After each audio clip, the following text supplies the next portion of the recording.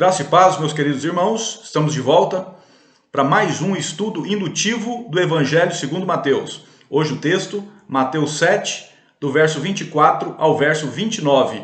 É o final do capítulo 7, que é o final do Sermão da Montanha. Então te convido à leitura da palavra de Deus e o texto diz assim: Todo aquele, pois, que ouve estas minhas palavras e as pratica, será comparado a um homem prudente que edificou a sua casa sobre a rocha. E caiu a chuva, transbordaram os rios, sopraram os ventos e deram com ímpeto contra aquela casa, que não caiu, porque fora edificada sobre a rocha.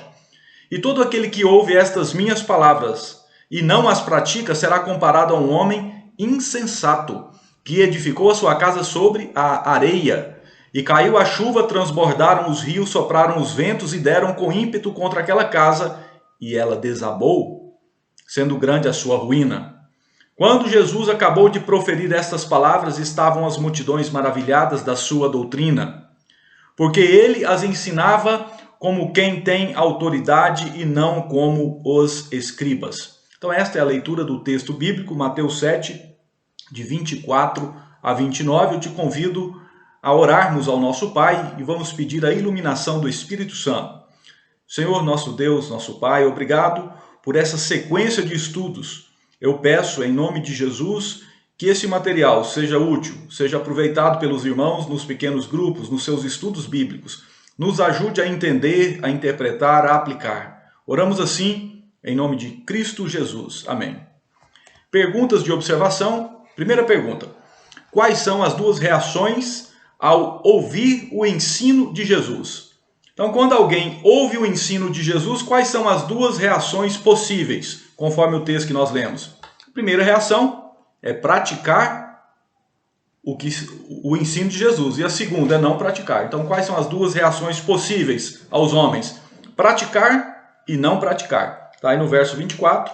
Todo aquele, pois, que ouve estas minhas palavras e as pratica. Então, aqui é a primeira reação. E a segunda está no verso 26. E todo aquele que ouve estas minhas palavras e não as pratica. Então, praticar e não praticar. Outra pergunta: todo aquele que ouve e pratica é comparado a um homem. Aí é para a gente completar o espaço. Então, toda pessoa, todo aquele que ouve e pratica é comparado a um homem. A resposta está aí no verso 24.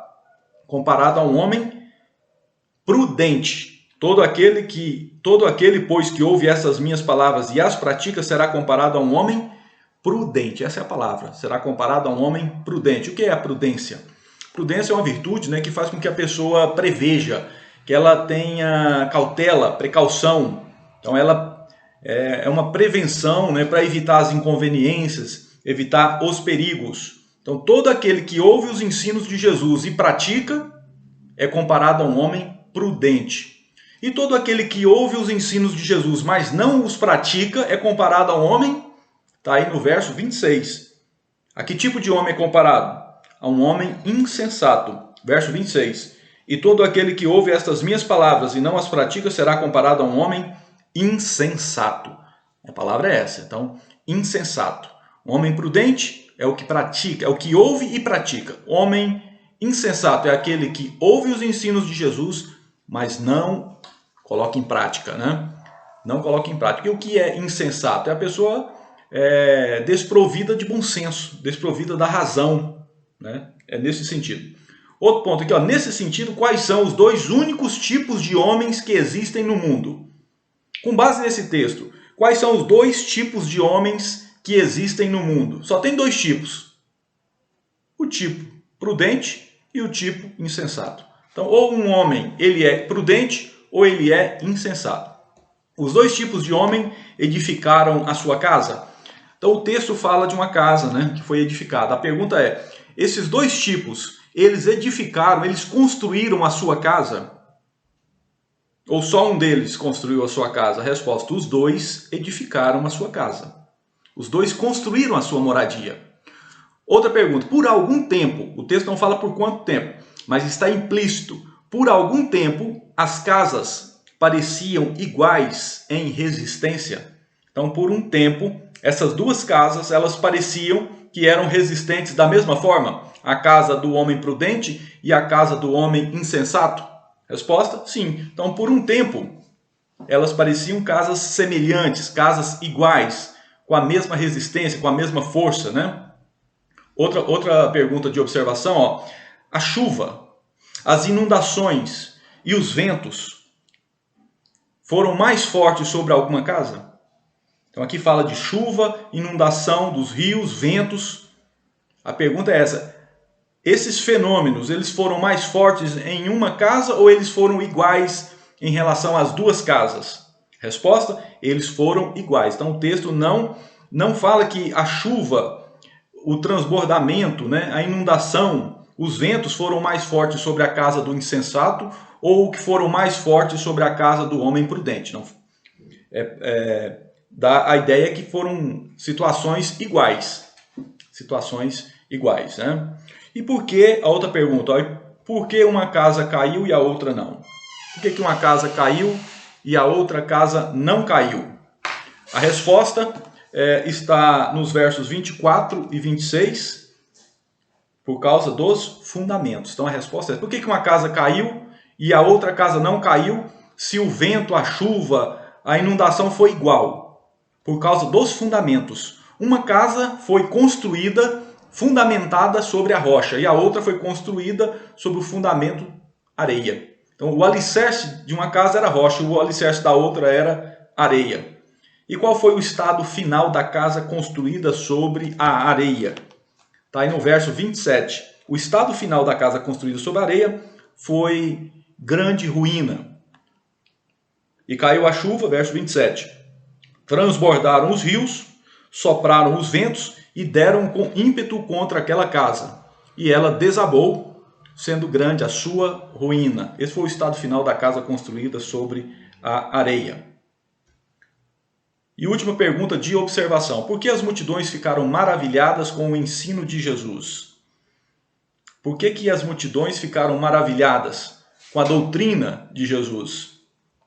Está aí no verso 29, o último verso do capítulo 7, ou seja, o último verso do Sermão da Montanha. É a conclusão do Sermão do Monte. Verso 29, porque ele as ensinava como quem tem autoridade, e não como os escribas. Né? Os escribas da época de Jesus, eles ensinavam o Antigo Testamento sempre recorrendo às tradições, aos ensinos dos mestres anteriores, citando os mestres anteriores. Jesus não, ele ensinava diretamente da própria Escritura em razão da autoridade divina dele. Então eles ficaram surpreendidos, maravilhados com o ensino de Jesus, porque ele ensinava com autoridade. Nós sabemos, com autoridade divina. Finalizamos aqui então o primeiro bloco do ensino indutivo, do método indutivo, que são as perguntas de observação. Agora, irmãos, vamos para a segunda etapa, que é buscar o significado, a interpretação desse texto, né? O que era o ensino desse texto para as pessoas da época de Jesus, daquela época, né? E depois nós vamos aplicar aos nossos tempos, aos nossos dias. Interpretação. Muitos ouviram os ensinos de Jesus, ficaram maravilhados, mas mesmo assim não os praticaram. Naquela época, muitas pessoas ouviram o que Jesus estava ensinando, muitas pessoas ficaram maravilhadas porque ele tinha autoridade, não era como os escribas. Mesmo assim, muitas pessoas não praticaram os ensinos. Resposta: sim. Infelizmente, foi isso que aconteceu. Muitas pessoas que estavam ouvindo esse Sermão do Monte não colocaram em prática os seus ensinamentos. Outra pergunta: o que representavam? O que representavam as chuvas, as inundações e os ventos dessa história? Então, quando Jesus fala aqui de chuva, caiu a chuva, transbordaram os rios, sopraram os ventos e deram com ímpeto contra aquela casa. O que isso significa? Irmão, significa, Jesus está falando das provações, Jesus está falando das tentações, né, dos inimigos do homem. Quem tenta o homem? Os seus inimigos. Quais são os inimigos do homem? A carne, o mundo, o diabo. E Jesus está falando também das dificuldades da vida. Por exemplo, as doenças, a falta de dinheiro, as tragédias pessoais, familiares, os preconceitos, as perseguições. Então Jesus está falando dessas tribulações e desses ataques dos inimigos, né? Então, quando fala de chuva, inundação, os ventos, tudo aquilo que foi contra a casa daquela pessoa, é isso. Então, provações, tentações e as dificuldades da vida. Outra pergunta. Para uma pessoa e sua família se manterem firmes e de pé, apesar das tribulações e dos inimigos da vida, o que era necessário?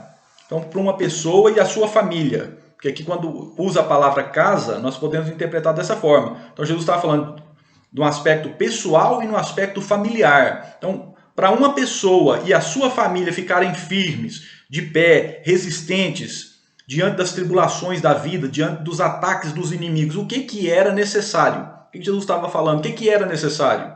Resposta: era necessário ouvir os ensinos de Jesus e era necessário colocar em prática os ensinos de Jesus. Ouvir e praticar. Então, ficaria de pé, resistiria quem ouvisse e quem praticasse. Outra pergunta. Era possível uma pessoa e sua família se manterem firmes, ou seja, se manterem de pé nessa luta, sem ouvir e sem praticar as palavras de Jesus? Seria possível ficar firme por outros meios? Resposta: não. Não seria possível. Jesus disse, não seria possível, porque todo, está aí no verso 26, todo aquele. Então essa expressão todo aquele, não cabe exceção nela. Que Jesus falando, toda pessoa e sua família que ouve e não pratica é comparada a um homem insensato que constrói a casa sobre a areia. Então não há possibilidade de resistir às dificuldades a não ser construindo sobre a rocha, a não ser ouvindo e praticando os ensinos, a doutrina de Jesus Cristo. Outra questão aqui de interpretação é quando Jesus pregou o Sermão do Monte, havia mais pessoas prudentes ou mais pessoas insensatas no mundo daquela época? Será que é possível nós respondermos a essa indagação? Naquela época, quando Jesus terminou de falar aqui, de pregar o Sermão do Monte, tinha mais pessoas prudentes ou mais pessoas insensatas? O contexto nos permite responder que tinha mais pessoas insensatas, porque Jesus tinha acabado de falar das duas estradas, né? Jesus, que nós estudamos há algumas semanas, né? Jesus tinha falado que o caminho da prudência, ele é apertado. A porta que leva para o reino de Deus é estreita. Poucas pessoas passam por ela. Então, tinha mais pessoas insensatas naquela época. Menos pessoas prudentes.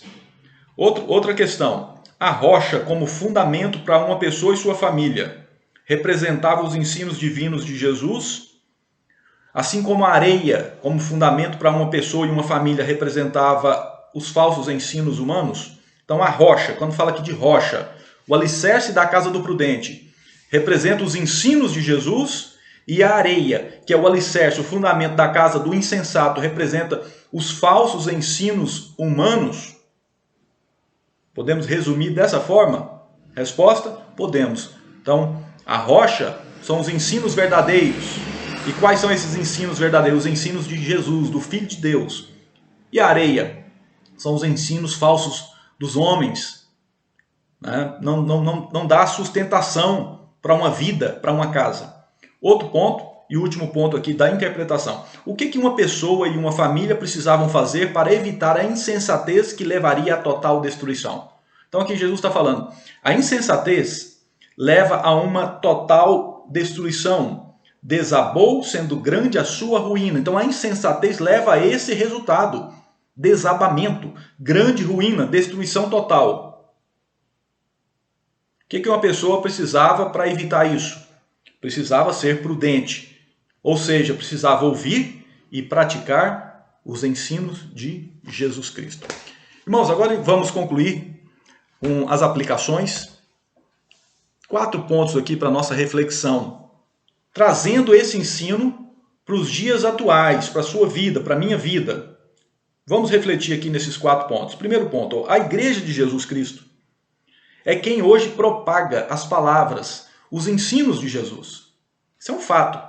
Quem hoje que está propagando, pregando os ensinos de Jesus? A Igreja de Jesus Cristo. A pergunta é, você tem ouvido essas palavras e ensinos? Você tem ouvido o que a Igreja de Jesus está ensinando em nome dele? Segundo ponto para a nossa reflexão, para a sua reflexão também.